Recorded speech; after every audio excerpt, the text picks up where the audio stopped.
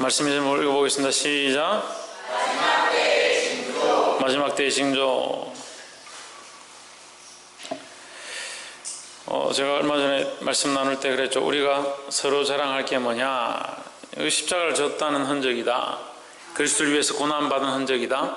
내가 주를 위해 살았다는 흔적이다. 주를 위해 산 흔적이 내 안에 있는가, 복음을 위해 사는 흔적이 있는가, 말씀을 지키기 위하여, 주의 말씀대로 살기 위하여 몸부림치면서 사람들에게 미움을 받고 손가락질 받고 비난받고, 그래서 마음 아파한 나의 마음에 흔적이 있는가, 또한 나의 삶의 흔적이 있는가, 주께서 보자고 하실 때 그것을 보여줄 수 있는가, 이렇게 제가 물은 적이 있습니다. 여러분 있습니까? 우리가 그 흔적들을 서로 꺼내서 내가 이런 흔적이 있다, 내가 주의 복음과 주님 나라를 위해서 살아왔던 이 몸에 이런 흔적이 있다, 이걸 보여줄 때 우리가 서로 형제임을 아는 거예요. 예? 우리가 그리스도의 사랑으로 하나 되었는데 뭘 가지고 그리스도인인가, 하나 되었는가, 하나님의 사람인가,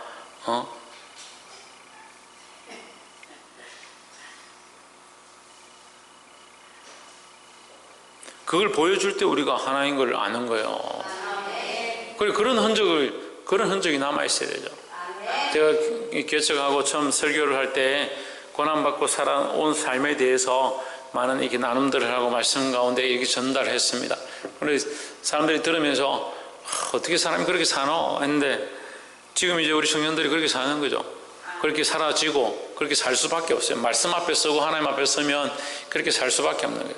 때로는 세상이 이해 못하고, 직장이 이해 못하고, 부모가 이해 못하고 그런 거예요. 다 이해할 것 같으면 다 예수 믿지. 다 이해하고 다 이해가 되어지고 그게 옳다라고 생각하면 다 하나님 앞에 무릎 꿇죠. 우리가 누구 앞에 있는가? 사람들 앞에 있는 게 아니에요. 자꾸 사람들한테 잘 보여야 되고 사람들한테 착하고 선한 일을 해야 된다고 생각하는 사람들은 하나님의 뜻을 보기가 힘든 거예요. 그래서 사람들한테 해야 될 예의를 다하는 거죠. 신앙생활 한다라고 나와 있는 것도 누구 눈치 때문에, 또 누구를 만나야 되기 때문에, 어떻게 하면 사람들한테 부끄럽기 때문에 자기 안에 하나님이 계시고 내가 하나님을 믿는데 하나님 앞에서 하는 것이지, 그게 왜 사람들이 어떻게 보느냐. 물론 그것도 한 방편이고 한 부분일 수 있어요. 그 방법을 쓸 수도 있고. 그래서 우리가 관계 전도를 하고 사람과의 관계 안에서 더 세워가고 믿음으로 삽시다, 예배합시다, 이렇게 할 수는 있죠. 하지만 더 근본적인 것은 뭐냐, 내가 믿음 안에 있는가, 내가 하나님 앞에 있는가, 그것이 가장 중요하다는 거예요. 그럼 마지막 때의 징조와 그게 무슨 상관이냐. 마지막 때가 되면 그런 것을 안 합니다. 마지막 때가 되면요, 편한 게 좋고 쉬는 게 좋고 자기 마음대로 사는 게 좋지, 왜 굳이 주를 위해서 고난받고 왜 굳이 그런 것을 해가지고 분란을 일으키냐. 제 별명이 그거거든요. 분란을 일으키는 사람, 문제를 만드는 사람. 저는 분란을 일으킨 적도 없고 문제를 만든 적도 없어요. 그냥 믿음으로 산 것뿐이죠.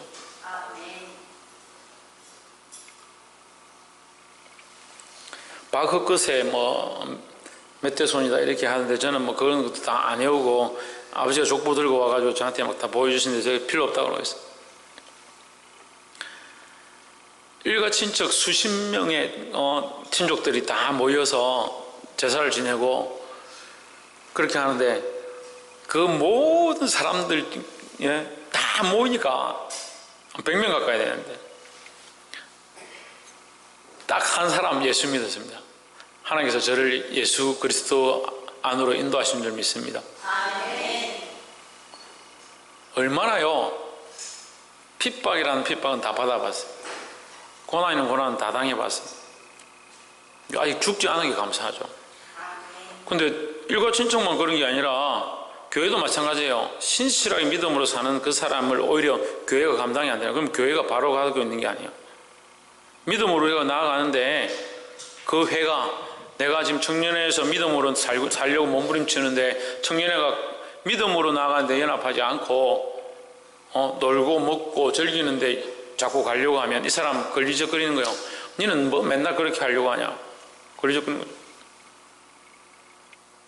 거죠. 좀 재미있게 놀러 가려고 하는데 기도 좀 합시다. 우리 기도회 좀 하면 안 됩니까? 마음에 안 들죠? 부딪히죠? 걸리죠? 교회도 그렇고 기관도 그렇고 가정도 그렇고 다 그런 거예요. 그럼 우리 누구의 뜻을 세우는 겁니까? 하나님 뜻을 세우는 거예요. 하나님 뜻을. 우리 가정을 향한 하나님 뜻을 세우고 가야 되는 거죠. 근데 항상 사람들이 뭐라 생각할까? 사람들 보기에 어떨까? 사람들에게 어떻게 보일까? 제발 그것을 좀 다 버리라고 안 할게요. 예? 다 버리를 안 할 테니까 10분의 1, 아니 100분의 1만이라도 조금 끌어내면 좋겠어요. 조금 끌어내면 좋겠어요. 아멘 안 하는 사람들은 하기 싫다는 얘기. 이쪽 동네는 여기 사람도 뭐 이쪽이 많네. 아멘 하는 사람보다 안 하는 사람들이 많고. 그거 지금 끌기 시작해야 돼요. 사람들한테 어떻게 보일까? 사람들이 나를 어떻게 생각할까? 박근도 뭘 끌어내라고? 김명모 뭘 끌어내라고? 홍채윤 뭘 끌어내라고? 지대현 아멘은 이쪽에서 했는데 대답은 이쪽이 못하고. 남경민 뭘 끌어내라고? 홍진우 뭘 끌어내라고? 사람들이 나를 어떻게 볼까? 사람들이 어떻게 보일까 하는 그런 생각 자체를 끌어내라고. 그럼 사람들이 나를 어떻게 볼까? 사람들이 어떻게 보일까가 죄는 아니에요. 그런데 그 생각들이 앞서면, 필요 없는 것이 아니라 앞서면 뭐가 안 됩니까? 하나님께 어떻게 보일까? 하나님이 어떻게 기뻐하실까가 보이지 않는다고. 하나님께 어떻게 기뻐하실까? 하나님께 어떻게 보일까? 하나님 기뻐하는 방향이 무엇일까? 이게 안 보이니까 결국 계속 뭘 신경 씁니까? 사람에게 어떻게 보일까? 그게 마지막 때의 징조다라는 거예요. 뒤로 돌아보지 말고, 뒤로 돌아보다 소금기둥 될라. 뒤로 자꾸 돌아보지 말고. 13장 1절에 예수께서 성전에서 나가실 때 제자 중 하나가 이르되 선생님이여 보소서 이 돌들이 어떠하며 이 건물들이 어떠하니까. 여러분 성경에 그냥 어떠하며 어떠하니까 이렇게 기록되어 있지만 사실 이거는 우리말로 하면 이런 거죠. 집사님 보십시오. 건물이 멋지지 않습니까? 옛날부터 손으로 깎아서 이렇게 멋진 건물을 지었습니다. 선생님 보십시오. 어떻게 사람이 저렇게 멋지게 조각할 수 있겠습니까? 뭘 보고 있는 겁니까? 건물의 어떠함들을 보고 있는 거죠. 사람들이 보기에 화려하고 웅장하고 장엄한 그 모습들을 보고 있는 거죠. 이 제자들은 아직도 자기 옆에 서 계신 그리스도가 얼마나 위대한 분이신 줄 생각하는 것보다 눈에 보이는 것들에 대해서 얘기를 하는 거예요. 그것도 그 전능하신 하나님 앞에서 그런 얘기를 하는 거예요. 우리가 믿음이 있다 하면서 사실은 전능하신 하나님은 뒷전이고 눈에 보이는 것들이 너무 커 보일 수 있다는 거예요. 우리가 보아야 될 것은 건물이 아니고 외관이 아니고 살아계신 하나님이다라는 거예요. 오늘 오전에도 얘기했습니다. 우리가 왜 싸우지 못하냐? 보이지 않으니까 싸우지 못해요. 볼 수가 없으니까. 혈과 육에 대한 것만 보고 있는데 정사와 권세와 어둠의 세상 주관자들과 어떻게 싸우냐? 우리의 싸움이 향방 없는 것이 아니다 했는데 눈에 보이는 것만 가지고 싸우니까 향방 없는 싸움을 싸우는 거야. 그러니까 누구와 싸워야 되는가를 모르는 거죠. 목사님하고 싸울 게 아니에요. 저는 여러분 편이에요. 박필진 집사님, 우리 같은 편이에요? 네. 홍진우, 우리 같은 편이야, 우리.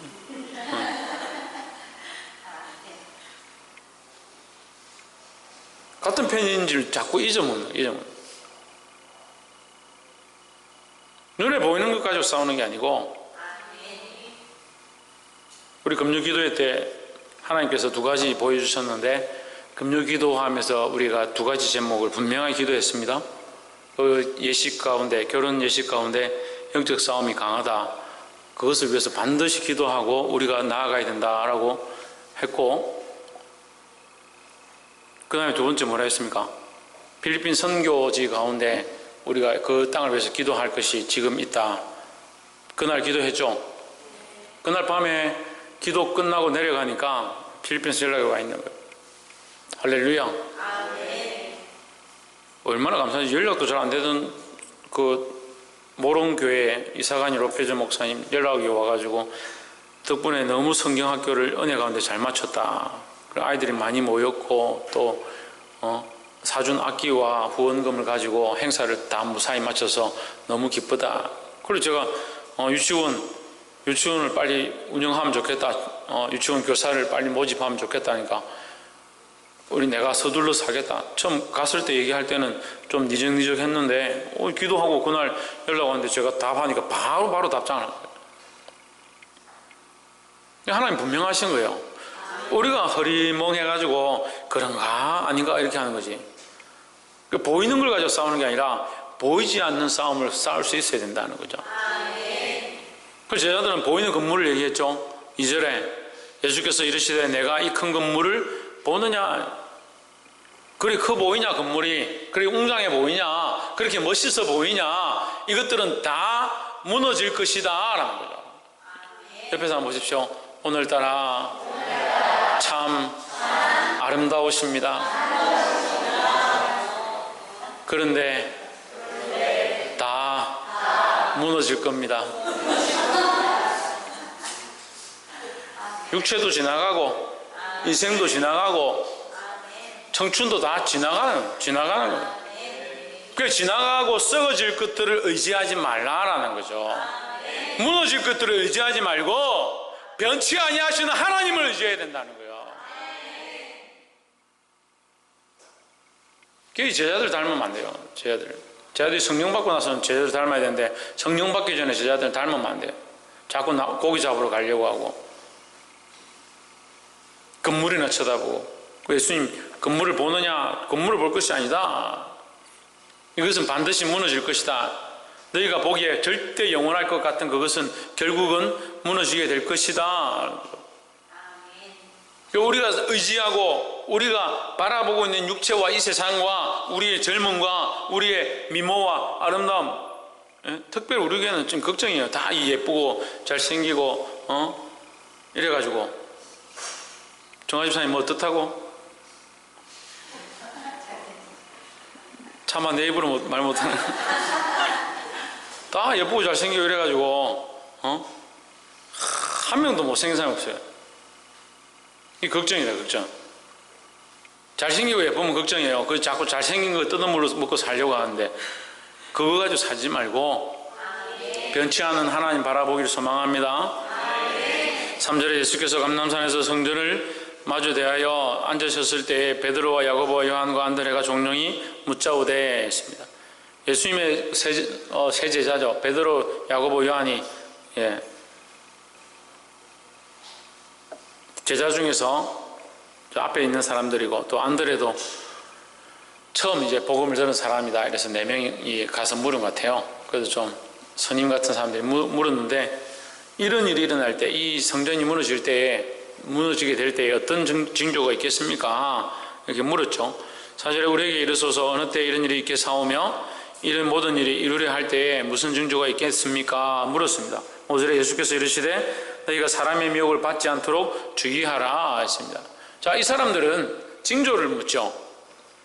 지금 오늘 이거는 계속 그것만 얘기할 거예요. 제가 제자들의 시각과 예수님의 답변의 이 차이점을 얘기하는 거죠.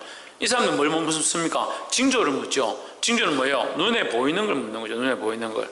눈에 보이는 걸 묻는데 예수님은 뭘 얘기합니까? 보이지 않는 것을 얘기하는 거죠.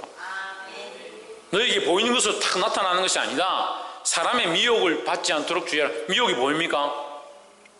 안 보이죠. 유혹이 보입니까? 안 보이죠. 목회자들 보면 요즘 우리 한국교회 목회자들 넘어지어서 미혹되어서 넘어진 사람들 많이 있는데 그 여자들이 목사님 미혹할 때 여기다 유혹 딱 써놓고 이렇게 하면 뭐 유혹 이렇게 하면서 넘어갈 것 같습니까? 그렇지 않아요. 자기도 모르게 넣으면 자기도 모르게 넣으면 보이는 것이 아니다. 보이는 것이 아니다. 근데 자꾸 어디에 관점을 둡니까? 보이는 것에 관점을 두는 거죠. 말씀을 들을 때 말씀의 관점에 두지 않고 목사님이 뭐 이런 거 하면 목사님 너무 귀엽다면서 뭐 그런데 뭘 집중을. 사람의 미혹을 받지 않도록 주의하라. 그 미혹은 무슨 말이냐면요, 진리를 혼동되게 하는 걸 미혹이라는 거예요. 진리를. 이게 중요한 거예요. 사람들에게 하나님의 진리가 있는데 이게 진리인 것처럼 얘기를 해서 진리를 뭐하게? 무너지게 하는 거죠. 진리가 헷갈리게 만드는 거죠. 진리 자체가 무너지지도 않고 진리 자체가 헷갈리지도 않지만 사람들에게 진리처럼 얘기해서 자꾸 잘못된 길을 선택하게 만드는 거죠. 우리는 오직 예수 그리스도밖에 없다는 걸 알아야 되는 거예요. 야, 뭐 예수 그리스도만 되냐? 다른 것도 열심히 믿으면 구원받지. 서울 가는데 경부고속도로만 있냐? 요새는 중부고속도로도 있고 중앙고속도로도 있고 길이 얼마나 많아. KTX 타러 가도 되고 비행기 타러 가도 되고 자전거 타러 가도 되고 어쨌든 서울 가면 되는 거 아니냐? 천만의 말씀. 그래서 미국에 가면 이제 이 로타리에 이제 거리 표지판에 원웨이라는 단어들 많이 쓰거든요. 원웨이. 그게 원웨이, 여기 외길이다. 이 길밖에 없다. 다른 쪽으로 갈 수 있는 길이 없다. 원웨이. 우리에게 원웨이는 누굽니까? 예수 그리스도다. 예수 그리스도. 예수 그리스도밖에 없어요. 다른 방법이 없어요. 다른 방법이 있으면 왜 선진들이 칼에 배임을 당하고 피를 흘리며 죽어가며 총에 맞으며 믿음을 지켰느냐는 거죠. 근데 오늘 이 시대는 그 믿음으로 살았던 사람들의 후손들이, 살았다는 사람들의 후손들이 자꾸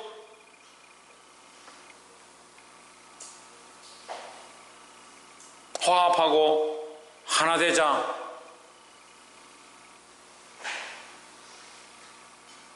협력하자, 그렇게 하면서 어떻게 됩니까? 자꾸 그쪽도 되고 이쪽도 되고.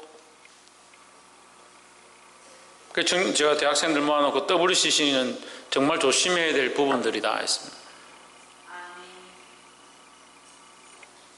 WCC가 이제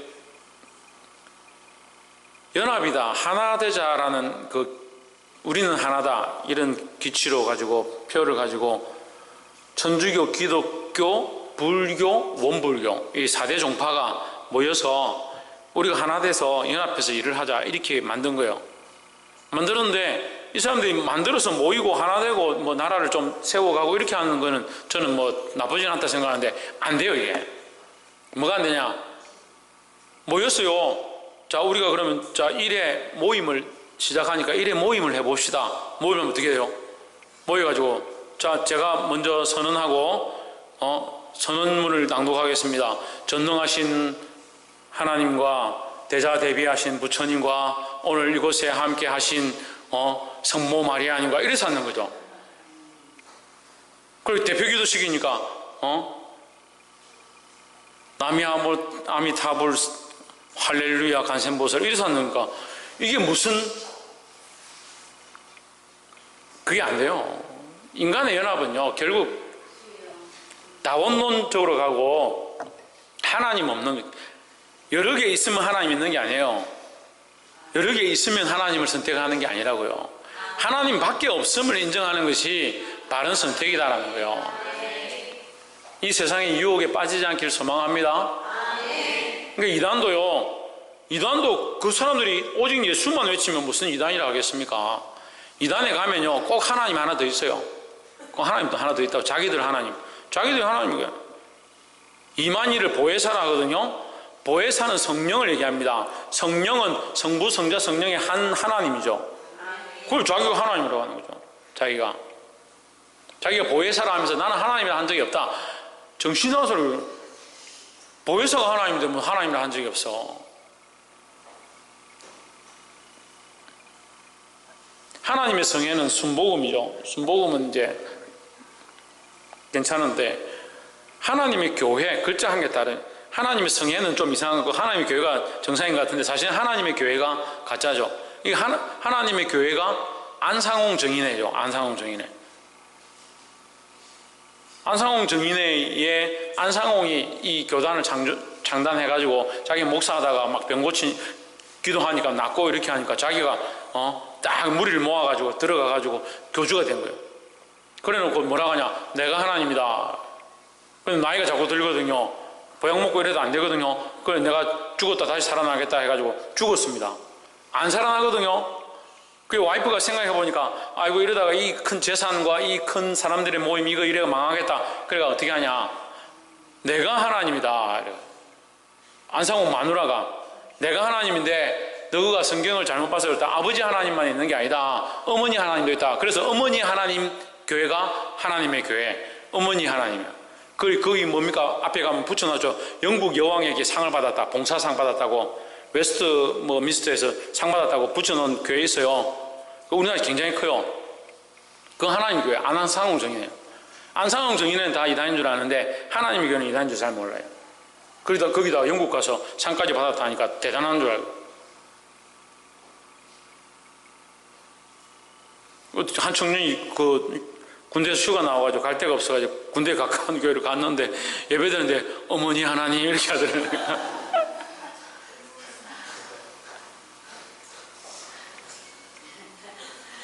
뭐 한다고 우리를? 미혹한다고. 미혹받지 않기를 소망합니다. 예, 여러분 성경 다 몰라도 돼요. 말씀 다 몰라도 돼요. 찬송 다 몰라도 돼요. 근데 모르면 안 되는 게 있습니다. 꼭 알아야 될 것이 있습니다. 뭡니까? 오직 예수 그리스도로만 구원을 얻는다. 다른 거 다 뭐 안 믿어도 돼요. 고기를 피치해 먹지 마라. 이거 안 믿어도 돼요.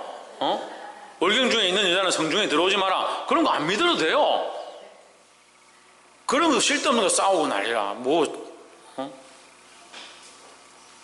여자들은 부정하니 뭐저 샀고 그런 거 안 믿어도 돼요. 그게 뭐 중요합니까? 그런데 우리가 반드시 믿어야 될 것 오직 예수 그리스도. 다른 길이 없다. 내가 곧 길이요 진리요 생명이니 나로 말미암지 않고는 아버지께로 올 자가 없느니라 했습니다.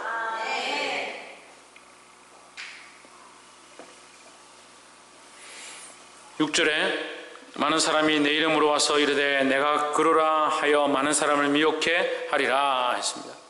여러분 다 이것도요 문장 다 볼 필요 없어요. 5절에서도 뭘 얘기합니까? 미혹에 대해서 얘기하죠. 6절에서 뭘 얘기합니까? 미혹에 대해서 얘기합니다. 미혹하는데 뭘 얘기합니까? 뭘 미혹합니까? 내가 그러라. 그러니까 오직 예수가 아닌 거죠. 오직 예수 아니라고 자꾸 미혹하는 거예요. 이게 어려워요. 뭐 말씀이 어려워요. 예수 아니고 다른 길이 있다라고 미혹하는 시대가 말세라고요. 말씀을 자꾸 껍데기를 보고 인간적으로 해석을 하니까 어렵죠. 얼마나 쉽습니까? 우리가 그리스도를 바라보고 예수님만 믿었고 예수님 아니면 하나님께로 갈 방법이 없고 구원의 길이 없는 줄 믿으면 다른 건 아닌데 다른 게 자꾸 미혹하는 거예요. 그게 말세예요. 예수님 십자가에 죽었다. 그게 말세다. 말세의 징조다. 예수님 부활 안 했다. 그게 말세의 징조다.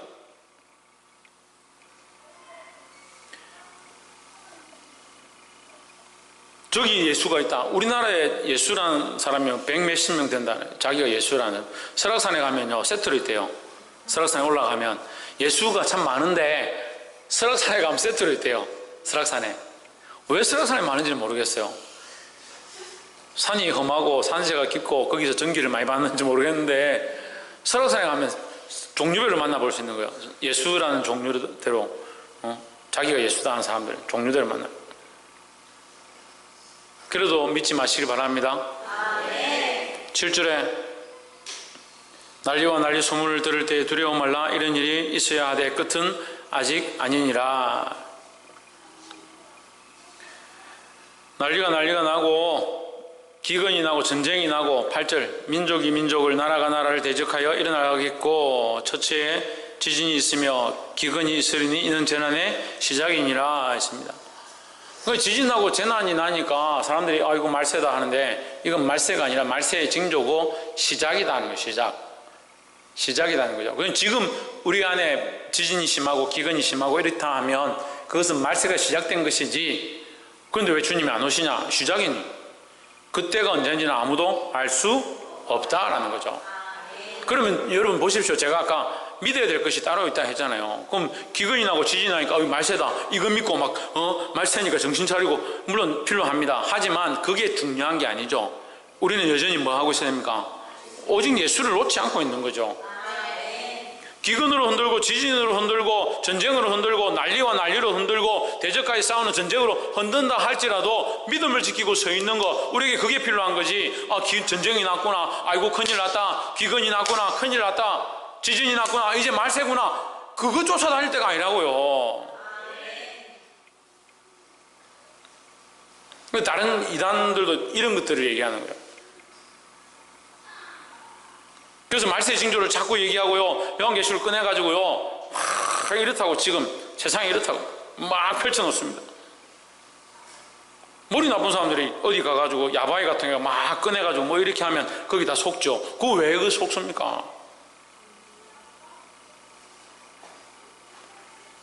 말씀을 꺼내가지고 말씀을 다 펼쳐놔도 거기 뭐가 나와야 됩니까? 예수 그리스도가 발견되어져야 되고, 요한계시를 보든 창세기를 보든 사복음서를 보든 선지서를 보든, 심지어는 우리가 욥기서를 바라보고 있는데 욥기서 속에 그리스도의 형상들이 나타나는 거예요.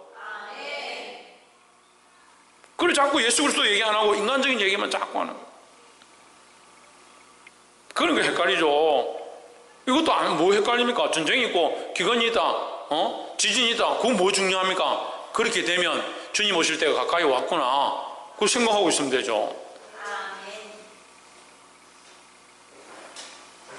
9절에 너희는 스스로 조심하라. 사람들이 너희를 공회에 넘겨주겠고 너희를 회당에서 매질하겠으며 나를 인하여 너희가 관장들과 임금들 앞에 서리니 이는 저희에게 증거되려 함이라 하십니다.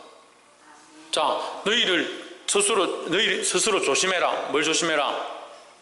믿음을 잃어버리지 않도록 조심해라 하는 거죠. 그런 상황들 가운데 환경으로 안 되면, 여건으로 안 되면 너희를 공회에 끌고 가고 채찍질하고 매질하겠다, 권력자들과 임금 앞에 서게 될 것이다. 얼마든지 이런 일을 당합니다. 직장생활 해도요, 믿음 지키면요 직장 상사한테 불려가기도 하고 주를 위해 살겠다 하면, 물론 지금 이 시대는 그런 게 없죠. 저는 창고 끌려가가지고 막 두드려 맞았어요. 주일 예배 가겠다 하니까 들어온 지 일주일밖에 안 된 신입이 주일날 예배 가겠다, 일요일날 예배하러 가야 된다 이렇게 하니까 이리 와 이렇게 창고 끌고 가 때리더라고요. 지금 직장에 김세현 군 직장에 주일날 교회 간다 하면 때립니까? 안 때리죠. 토요일날 성가대 연습하러 간다 하니까 맥주잔으로 얼마나 때렸는지, 맥주병으로.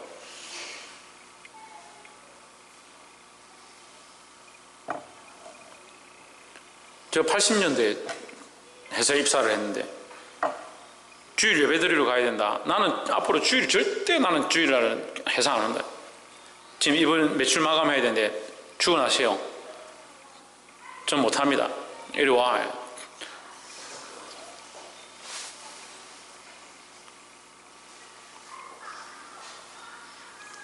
지금은 정말 여러분 자유롭고 평화롭고 좋은 회사 직장 다니는 거예요. 제 파이프 맞아가지고 병원 입원도 해봤어요. 그래도 안 죽었습니다. 안 죽고 지금 이 복음을 전하고 있는 거예요. 권력자들과 임금들 앞에 서리니 이는 그들에게 증거가 되려 함이라. 우리가 왜 고난을 당하느냐, 고난 당하는 이유가 뭐냐 이렇게 물으면 결론이 있어야 되죠.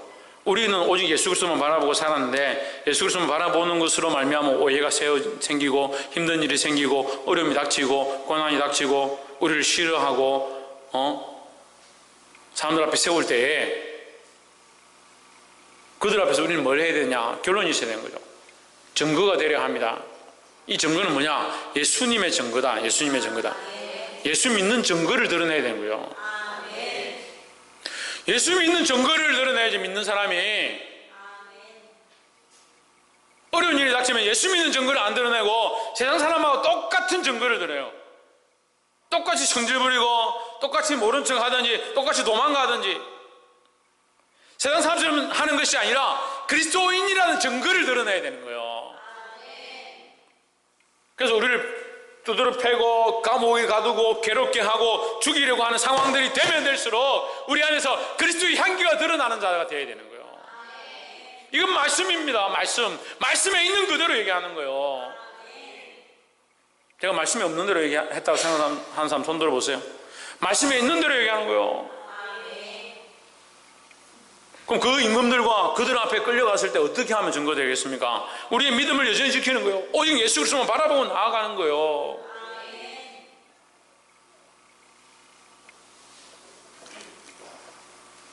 이 믿음을 지킬 수 있는 저와 여러분 되기를 주의 이름으로 축원합니다. 10절에 또 복음이 먼저 만국에 전파되어야 할 것이니라. 이건 명령이죠. 되어야 할 것이니라. 명령이죠, 명령. 또 어떤 사람들은 이걸 복음이 땅 끝까지 전해지면 하나님 나라 온다 이래가지고 막 예루살렘도 가야 되고 아프리카도 가야 되고 예루살렘에 처음 복음이 시작됐으니까 예루살렘까지만 가기만 하면 예수님 오신다. 만국까지 전파돼야 되니까 지금 복음의 서진이죠. 서쪽으로 해가 유럽을 돌아서 미국 청교도 해가지고 미국에서 일본으로 해가 중국으로 해가지고 우리나라에 복음 들어왔죠. 그래서 우리나라에서 다시 지금 중국, 인도, 베트남 해가지고 지금 이슬람권에 지금 복음이 들어가고 있죠. 그럼 예루살렘 들어가면 예수님 오신다. 그러면 자기가 열심히 하면 예수님 오시겠네. 우리가 하는 게 아니에요. 무슨 그런 대도 안 하는 얘기를 하고.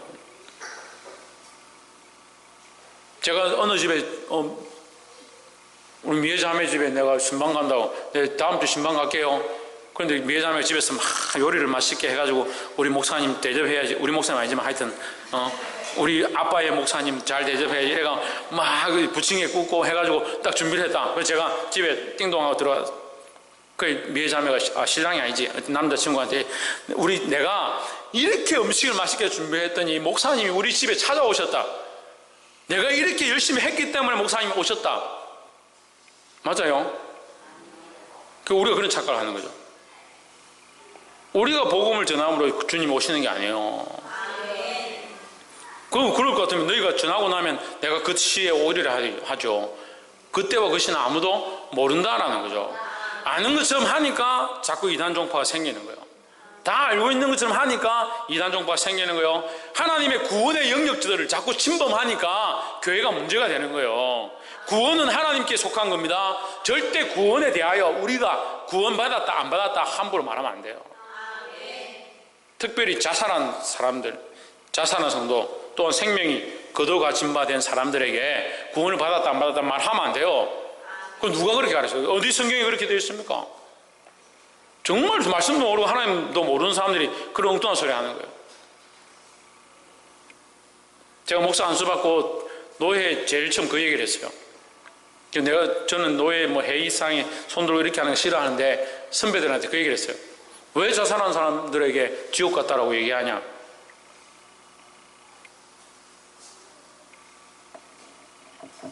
그래서 제가 이 얘기를 하고 있을 때에 마침 이 총회에서 공문이 내려와가지고 자살자들에 대해서 그 정상적으로 예식을 진행할 것에 대해서 이 공문이 내려왔어요. 그 전까지는 교계에서 자살한 사람들을 위해서 장례 안 치러줬습니다. 장례를 안 치러줬다고. 장례식에 가지도 않고 목사님들은 자살한 사람들은 다 지옥 갔으니까 지옥불에 타고 있으니까 갈 필요 없다 이렇게 했어요. 그럼 누가 알아요? 누가 아냐고요? 왜 대답을 못해요? 왜 입이 있어도 말을 못해요? 누가 아냐고요? 그럼 하나님 아시는 거죠. 왜 그 목사가 알아요? 그 자기들이 다 아는 것처럼 정해놓고 이러면 안 되고 저러면 안 되고 그건 왜 정해 자기들이? 특별히 하나님의 법, 구원의 일에 대해서는 사람들이 얘기하면 안 돼요. 구원받고 안 받고는 하나님 아시는 거예요. 또 마지막 때의 심판, 그날과 그 시는 하나님만 아시는 거예요. 우리가 반드시 이것은 우리가 아는 것이 아니다. 인간이 알 수 있는 것이 아니다. 신학 박사의 할아버지가 와도 모르는 거예요. 모르는 거 모른다고 해야지. 그걸 왜 안다고 자꾸 얘기해요. 그러니까 이 말씀을 잘못해서는 복음이 먼저 만국에 전파되면 주님 오시는 것이 아니라 전파되어야 할 것이라 이것은 명령이라는 거죠. 그럼 우리는 뭘 해야 됩니까? 땅끝까지 이르러 증인되는 일을 하는 거죠. 그래서 9절과 10절을 연결하면 우리는 어디든 끌려가서 어디든 포로된다 하더라도 어떤 상황과 어려운 가운데 있다 하더라도 뭘 해야 되냐? 증인되는 일을 해야 되는 거죠. 사도 바울은요, 마지막에 예루살렘 들어갈 때 자신이 뭐라고 하냐면, 이 예루살렘에 들어가면 나에게 위협이 있고 죽음이 있고 목숨을 빼앗아가는 일이 있음을 성령이 내게 말씀하고 있다. 나는 알고 있다. 하나님 내게 보여주시고 있다. 하지만 나의 달려갈 길과 주 예수께 받은 바 이 사명을 감당하려 하면은 나의 생명을 조금 더 귀한 것을 여기지 않는다 했습니다. 너무 자기를 사랑하니까 우리는요, 너무 자기를 사랑해요. 자기가 듣고 싶은 해답들을 들으려 하는 거예요. 베드로와 안드레와 요한과 야고보와 똑같은 거예요. 보는 것만 보고 자기들 듣고 싶은 대답을 듣고 싶고, 맨날 몇 시에 온다 하시면 좋을 건데, 이걸 이 말씀을 보는 사람들도 똑같이 해석하는 거예요. 인간적으로 자기들이 해석하고 싶은 대로. 그 복음이 전파되면 올 거다. 그래 예루살렘 들어가자. 예루살렘 들어가서 북치고 장구치고 난리죠. 주님 오시긴 뭘 주님이 하셔요? 왜 하나님이 거룩한 말씀을 자꾸 인간적으로 만들어버리냐? 그 사람들 지금 예루살렘 접근 금지, 출입 금지됐죠. 출입 금지되고, 그 지금 우리 총회에서 그 이단 경고를 했습니다. 그쪽에. 제가 누굴 어디라고 말 못 하겠는데, 말해도 되죠. 뭐 인터컵에서 그래 하다가 경고 받았어요. 지금 아직 안 풀렸어요. 너무 앞서가는 거예요.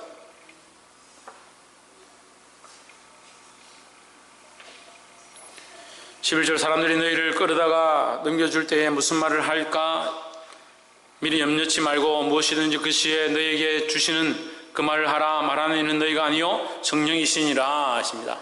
옆에 사람 보십시오. 성령에 이끌리는 말을 합시다.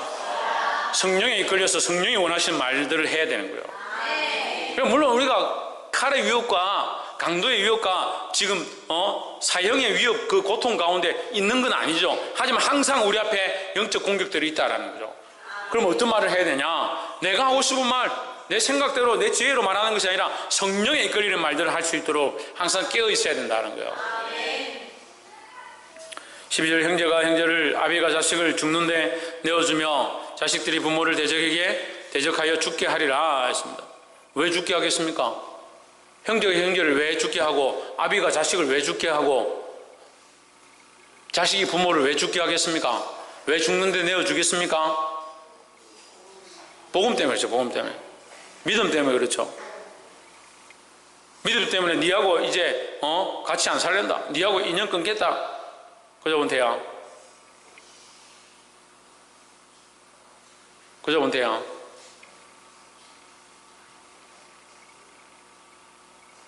뭐가 아니고, 내가 복음으로 살고 내가 믿음으로 살고 내가 하나님 믿겠다 하니까 부모가 내하고 끊자. 내가 믿음으로 살겠다니까 형제가 내하고 형제 안 할랜다. 그런 일들이 벌어지는 거예요. 믿음으로 안 살면 그런 일 없어요. 그런 일 있을 수도 없고, 둘 중에 하나죠. 그 사람과 함께 연합해서 믿음의 생활을 하든지 아니면 갈라지든지. 형제를 가르고 집안을 가르고 부모와 싸우고 하라는 얘기가 아니에요. 어떠한 그런 상황 가운데서도 우리는 뭘 해야 된다? 믿음을 지켜야 한다라는 거죠. 13절에 또 너희가 내 이름을 위하여 모든 사람의 미움을 받을 것이니 했습니다. 저한테 얘기하는 거예요. 제가 미움을 참 많이 받았거든요.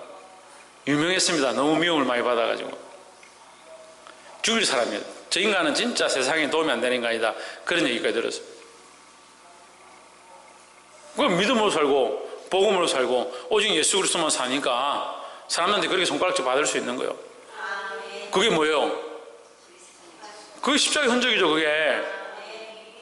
야, 너는 무슨 명절 지금 지내려고 친척들 다 모였는데 너는 교회 가야 된다 하냐. 그거 십자가의 흔적이죠. 우리가 지금까지 몇십 년 동안 제사 지내고 대를 이어서 해왔는데 너는 왜 이제 못하겠다 하냐. 이거 십자가의 흔적이죠. 중국 천진에 출장을 갔는데 중요한 프로젝트 때문에 차출이 돼서 갔습니다. 토요일에 밤을 새서 일해놓고 주일날 교회를 찾아가는 거예요. 제 옆에 있던 친구가 뭐라고 하냐면, 야, 너는 진짜 별종이다. 어떻게 여기까지 와서도 교회를 찾아가냐. 중국말도 잘 못하니까 종업원한테 소문집 발짓하고 이렇게 해가지고 호텔에 어떤 호텔이 아니고 호텔 지하에 방을 얻어가지고 사람들이 모여서 예배드리는데 거기 가서 예배를 드려요. 갔다 왔습니다. 거기 주재원들이 깜짝 놀라요. 야, 너 진짜 희한한 놈이야. 그렇게 말하던 그 사람이 예수 믿었어요. 제가 이번에 가보니 그 사람 예수 믿고 자기 지금 교회 새벽기도 간다더라고. 할렐루야. 물론 그 사람이 결정적으로 예수 믿는데 제가 기여하지 못했지만 제 삶이 그 사람에게 놀라운 도전들이 된 건 맞아요. 자기 입으로 고백을 했거든요. 너희가 내 이름으로 말미암아 모든 사람의 미움을 받을 것이나 받을 수 있습니다. 그러나 끝까지 견디는 자는 구원을 받으리라 했습니다. 끝까지 뭘 견딥니까? 믿음을 지키는 거예요. 오직 예수 그리스도라는 그 신앙 자체를 지키는 거예요. 그렇게 할 때 나만 구원받는 것이 아니라 너와 내 집이 구원을 얻으리라 하신 그 약속이 저와 여러분 가정 가운데, 여러분 삶 가운데, 여러분이 만나는 모든 사람들 가운데 이루어지기를 주 예수 그리스도 이름으로 축복합니다. 기도하겠습니다.